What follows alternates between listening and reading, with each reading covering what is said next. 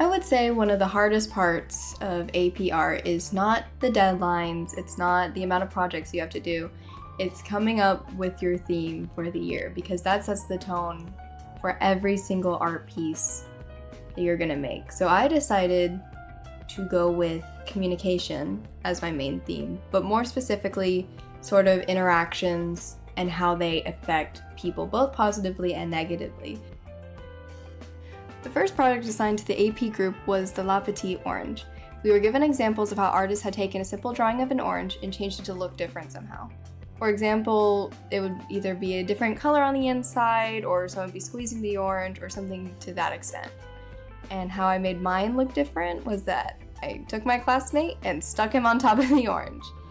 Because this was the first assignment, I didn't know what direction I wanted to go with, so I kind of just came up with the first thing that popped into my head and made it into reality. And in fact, I had come up with the idea before I actually knew my topic was going to be communication. This piece is meant to represent how daunting interactions may feel, especially when it's with someone that you look up to or someone who you think is really important. Even though I had come up with this idea before I knew what exact direction I was going to take everything, the idea that something can seem larger than life and really intimidating kind of fit that first step when it comes to communication, because coming over that fear can open up a lot of doors when it comes to interacting with others, as well as making new connections. For this next project, I thought of the saying that eyes are the window to the soul. I thought it was a neat idea that someone could be prying into someone's eyes to try and see who they are, or who they really are, so that's how I came up with the idea for introspection. Introspection itself is defined as the examination or observation of one's own mental or emotional process. But except in this piece, it's kind of reversed, where someone's trying to examine another person.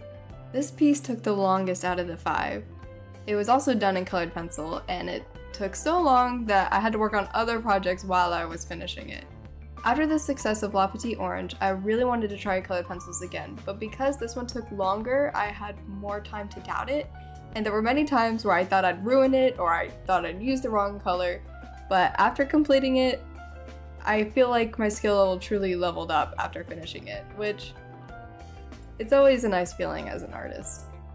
The best part of this project was the reference photos that came out of it. Some of them looked really silly because we were just messing around, but I think the final picture that we came up with looks pretty cool. Have you seen in movies where the two characters are being separated and they share like a really long hug, and like you can see like their hands, how they kind of fold the fabric? Well, that was kind of my idea for this piece. This piece is supposed to represent kind of like that you don't want someone to leave kind of thing, and it's almost like a desperate clinging on. The interesting thing about this piece is that it was supposed to be entirely charcoal, the fabric, the hands, all of it. But when I finally got to the fabric, I started drawing it and it did not turn out well. And I was stuck. I couldn't get the fabric to look good.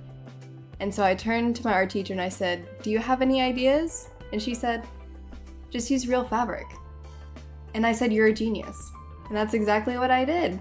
So I used gesso to stiffen up the fabric, and then I clipped it into place, and it made it look like folded fabric. And then you pop the hands on top of it, and boom, you got a finished art piece. The idea for Burnt Out started as someone who got tired of having a constant conversation with a group of people. But the interesting thing about making the people candles is that you can use candles to relight other candles. So it kind of, you can take it two ways. Either someone is burnt out from the conversation, or the people around them can help relight their candle. Falling Apart was the last piece that AP had that was guided. The rest of it we had to come up with our own topics.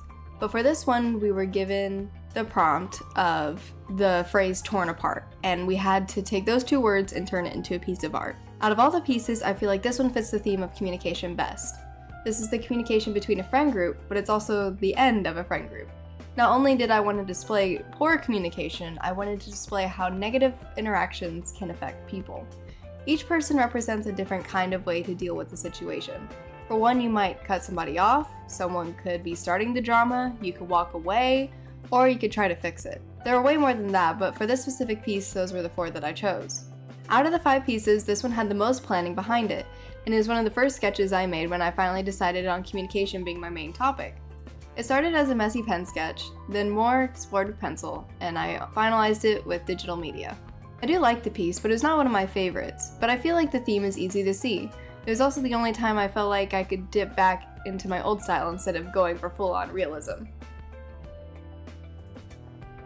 The cool part about digital media is that it can play back your work, so you can see the process of you shading and all that cool stuff. And even though for this one I kind of dipped back into my old style and not really in that realism area, I still am really happy with how it turned out, and I think the shading turned out pretty cool.